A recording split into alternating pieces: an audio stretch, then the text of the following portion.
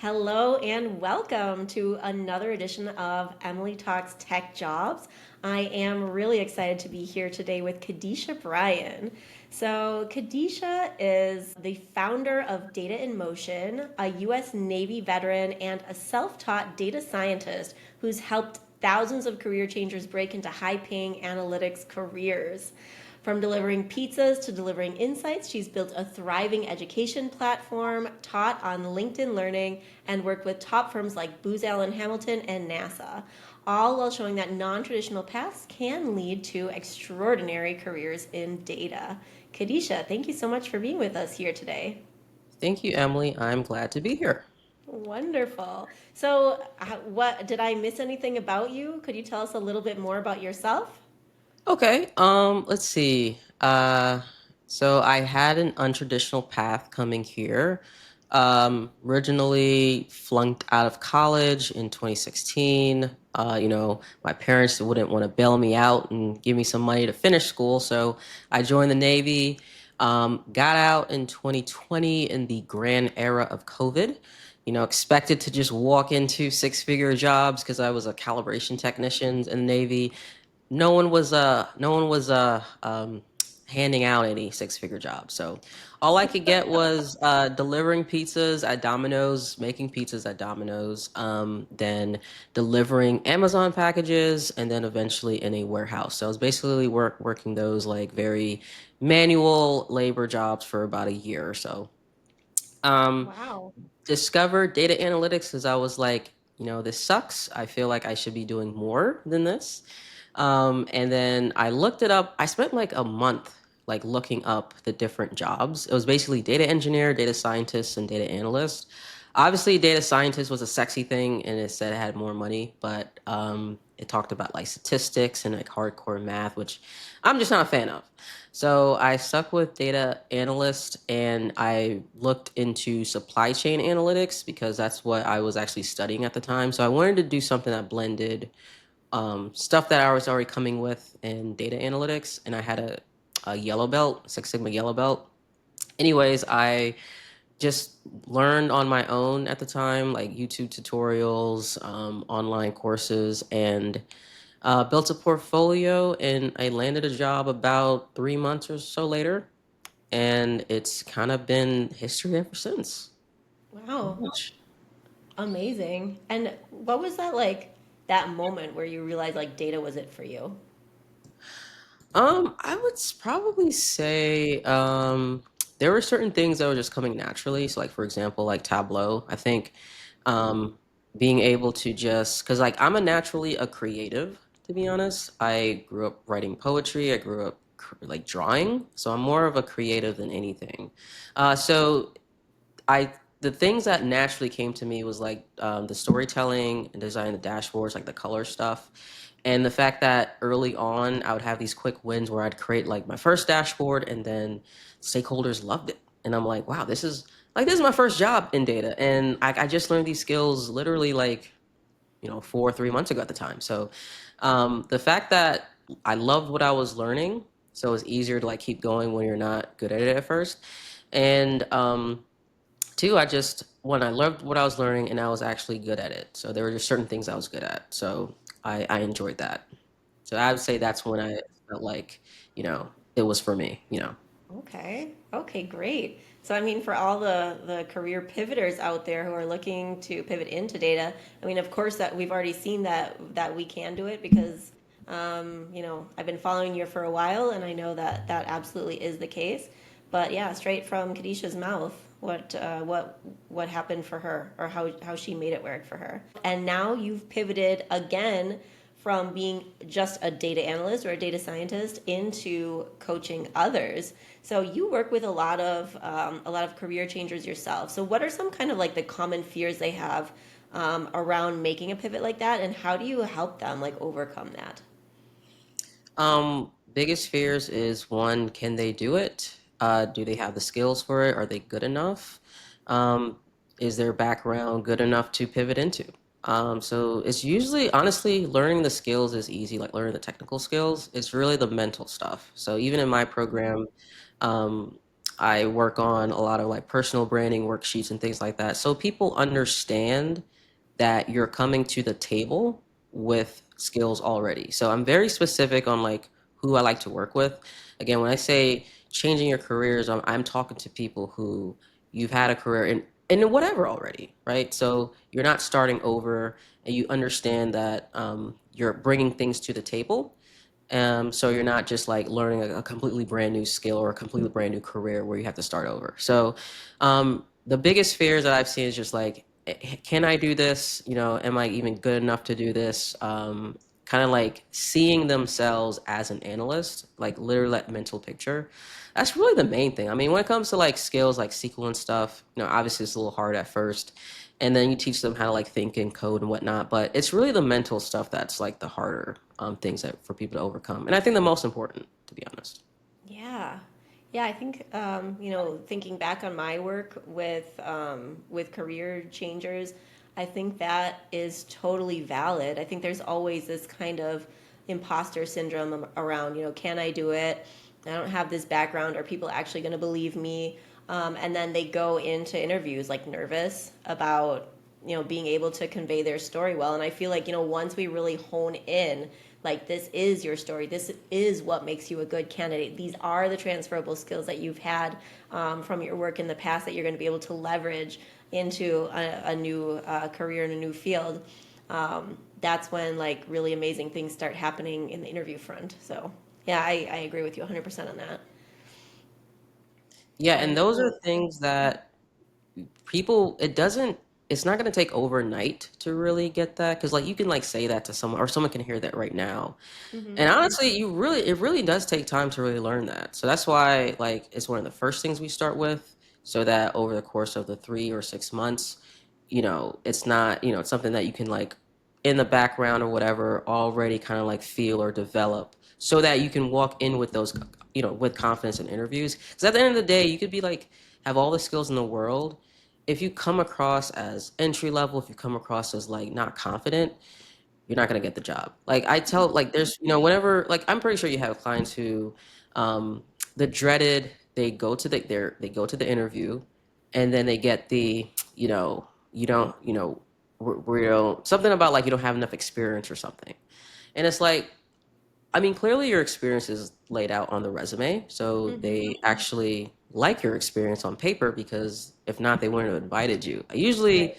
you came across like not up to what they expected. So it's usually something just with interviewing rather than like Mm. your experience per se. So it's super important, right? Awesome. So what would you say? So that being said, like, you've helped tons of people land roles in data analytics. So what would you say are kind of like the top 2 to 3 most important things that make people stand out when they're making that transition? Like, what makes them a really good candidate? Your stories. So basically, can you relay stories of, not necessarily I analyze this in Excel, but like no, analyze, stories of you having like a very key pivotal role in some sort of project. Um, Whether it had data, whether you led something or did something great without much guidance. But those stories is huge, because that's pretty Mm-hmm. much your experience there. Um, let's see, standing out there, having, I would just say communication and storytelling, because most people are terrible at it, to be honest. Most people are not good at storytelling. Most people are not good at, communicating well. So if you can easily do that, I don't want to say easily do that, but if you can confidently do that, then that's a number one way to stand out.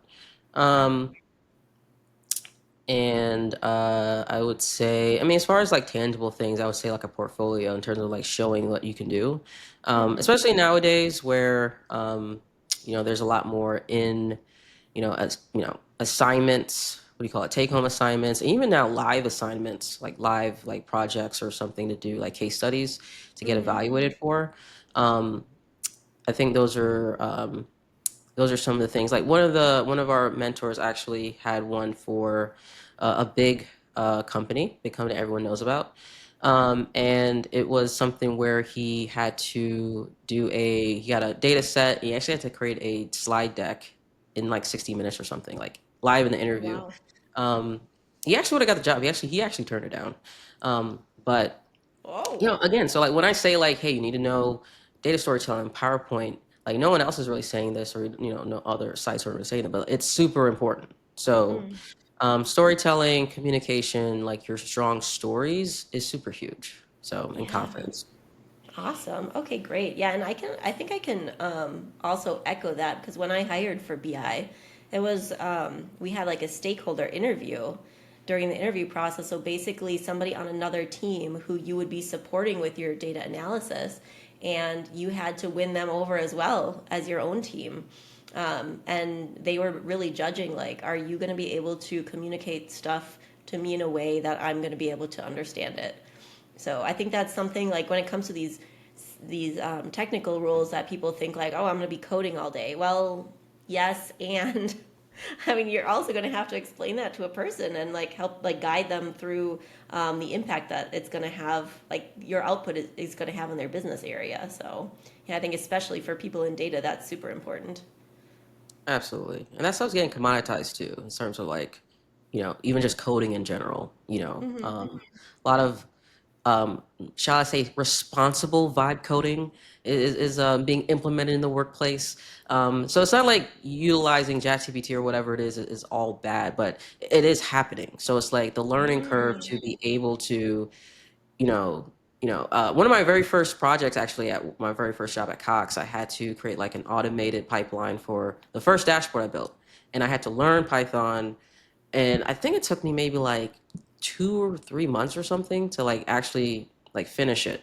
Mm-hmm. If this was today, that probably would take me like a month. In terms of Right. like understanding the basics and just like knowing what to do, and just utilizing GPT or something like that. Um, so yeah, those like harder skills are getting like commoditized, and just standing out being like the most technical. Unless if you want to be like a principal route, I mean, I'm pretty sure it's there, but I just feel like it's I think that's like more of like a red ocean, in terms of like the Mm-hmm. blue ocean, red ocean strategy. And also in terms of communication, like how good would I be if I don't even speak your language? Like Right. if you had the best analyst and they spoke Japanese, Mm-hmm. like you're no use. I mean, no offense, but you're no use. Well, unless you have like a translator constantly running, I Yeah, guess.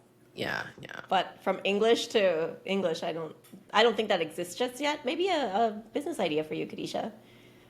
Another side hustle for you. Yeah. Okay, awesome.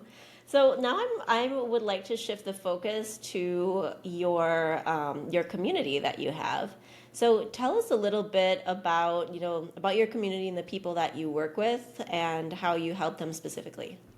Okay, so my community I launched it just started off as a Discord um, back in June 2022. And back then, I just wanted to help people who were just simply like me. Like, how do you pivot into data analytics? And I just felt like even now, the options on the market for us is just not that good.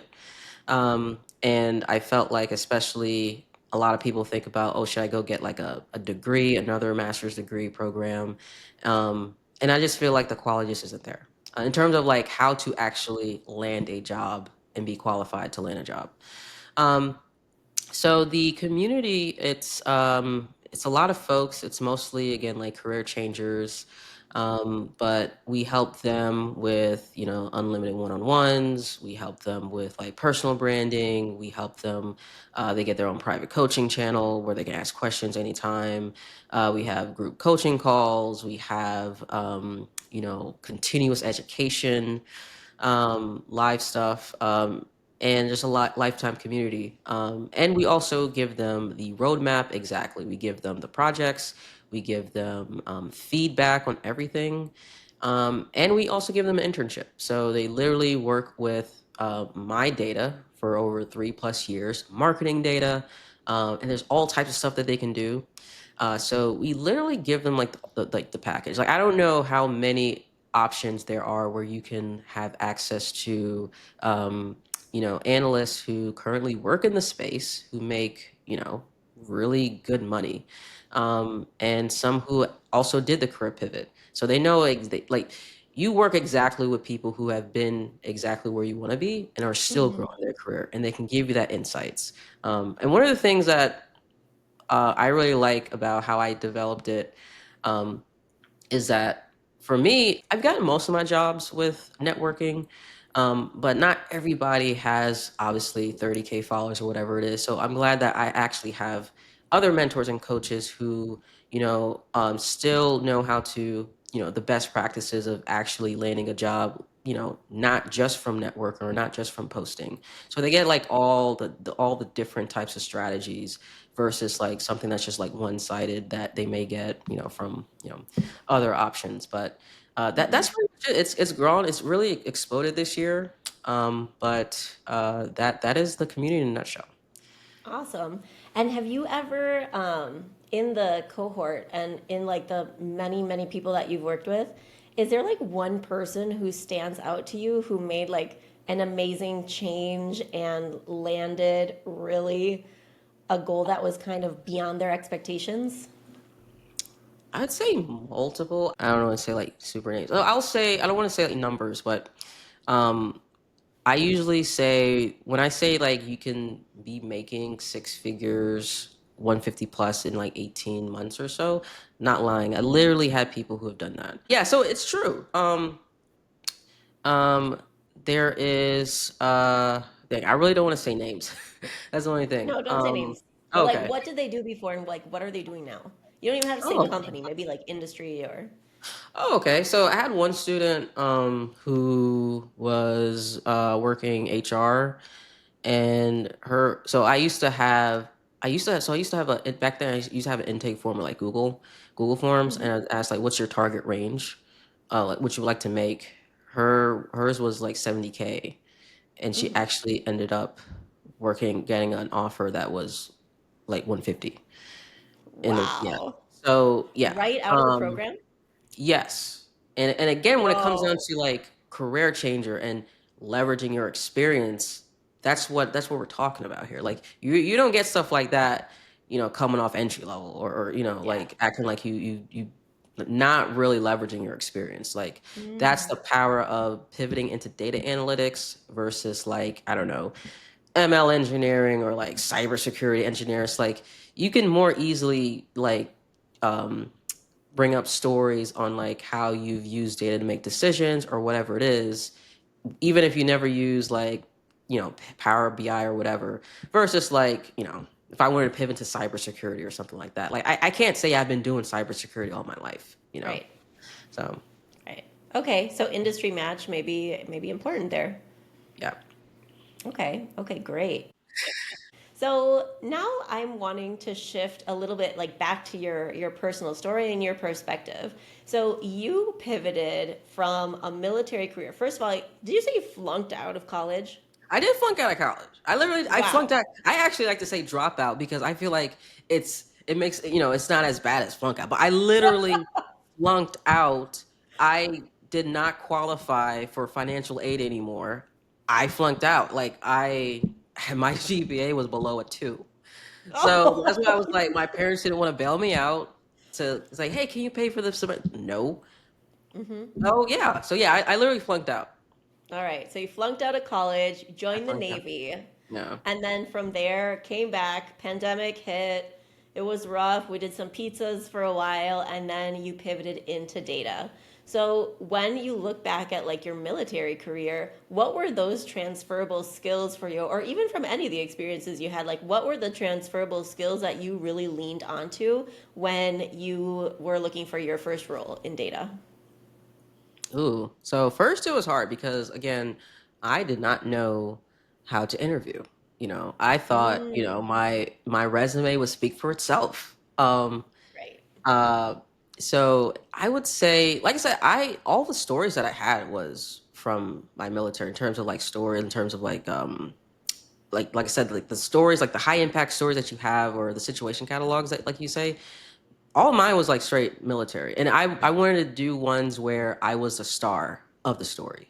So there were always a few, and actually I leveraged them. I'd say I spent the last. I've had multiple leadership positions while I was in there, but the last like year and a half on deployment specifically, I was a production supervisor. So I had most of my stories when I was in a leadership position where I led things and actually had like deeper impact rather than just like taking orders. Mm-hmm. So I think that was like a strong thing because it conveyed that I can do good work without supervision. I'm one who can always look to, do more. I'm someone who, so yeah, like those like really strong intangibles, I Mm-hmm. feel like really, really set me up. So and there's so many stories like I could pull from, that was a great thing. So. Awesome. Yeah. Okay. So, military veterans, you can do it too. We chatted with Pedro a couple of weeks ago, and he are also laid it out about how you can bring those stories from the military into your professional life. So, yeah, if you're interested in doing that and you are looking for a role in data, I think definitely Kadisha is a really good place to start. All right, so that being said, you've moved not only from military into data and then from data into teaching and supporting career transitioners. How did you manage that transition? First of all, how did you make the decision to be the one to support career changers? And how did you juggle all of that? Because I know that you were working full time as a data scientist while you were running your program as well. Um, in the short, uh, definitely sacrifice stuff. Like I definitely did not have a personal life. I would say kind of still don't. It's just one of those things that I don't know. Like if you want to do great things, like you're just gonna sacrifice stuff. Um, Mm-hmm. but I really wanted to just build something great. I don't know how to explain it, but like I just love. I feel like I'm a natural force multiplier. I love teaching. Anything that I learn, I just love like sharing with people. As far as like a career changer, like that's just me. So it's easier for me to feel if like wanting to help like people who are just in my shoes. Mm-hmm. Um, and I don't know, I love community because I feel like community has helped my career, and so I want to give that back too. But as far as like juggling everything, yeah, definitely gave up a lot. But I feel like that's just life. You don't get anything without giving up something. So if it's important enough, you'll give up things that may you thought were important, but it really isn't. But it's temporary. So. Okay, so big things ahead, I think, for Kadisha. Always doing big things. I always got big things up my sleeve. Like always big things going on. Stay Always. tuned. Yeah. Awesome. So thank you so much. I think a lot of good nuggets in there for career changers and people who are looking to pivot into data as well. So I would love to finish on a hot take. So, Kedeisha Bryan, do you have a hot take for job seekers out there? What is some commonly held belief or knowledge that people have that you find is wrong? You know what's interesting? I don't know if there's like a hot take. I remember even maybe like 2 years ago. Um, this was pre-GPT, but I don't remember when. But there were times where people were like, data analysts were going to be automated. Like as far as like dashboards and visuals, like I always thought that was just dumb. And I still think it's dumb. I still have seen it like where people are like, "Oh, data analysts are gonna get automated," where I'm like, it's just the stupidest thing. I mean, we even saw earlier how GPT fails us, right? Mm. Personally, but in terms of data analysts getting automated, or what we do in terms of like making charts and stuff like that getting automated by AI, I just don't believe it at all. Maybe that's my hot take. I don't know. I'm sorry if that's. I think that is a hot take because I think right now, the narrative is very much, AI is coming for us and all of our jobs, and I honestly think that there is a grain of truth to that. I mean, right now, even we've seen since like 2022 when ChatGPT came out that, the technology has progressed and now it's a lot more accurate than it was, a couple of years ago. So I think like it is definitely progressing. I don't know how soon it's going to be, taking over everybody's jobs. But I think for the medium term, at least, I personally feel like for the medium term, probably data analysts are safe. What do you think people should be doing for the long term to like future proof themselves? Well, the question is what is long term? Like one, and definitely embrace AI. So if you're not using GPT, Claude, Gemini, if you're not using it as a co-pilot in some sort of way, you're definitely on the wrong side of technology. I think what is also wrong or just as bad is using those as the pilot. It should never be as the pilot. Like you should never allow these AI tools to be leading anything that you're doing. I think Mm, that's just the wrong way to go. So yes, I agree with you. There's definitely advancement with like the agents and all that stuff is definitely great. But at the same time, in terms of replacements, I guess it depends. But I mean, there's stories from companies. I think Klarna or something. Multiple companies that say, "Hey, we're gonna replace people. Oh darn, we made a mistake. Let's hire the people again." So in terms of like the strategies, it's not as black and white as let's just replace everyone with these agents. Because here's the thing: mhm. this is as far as I know, there's still humans who work for ChatGPT and OpenAI, unless I'm mistaken. Oh, Are there not? Are there not? You know what I'm saying?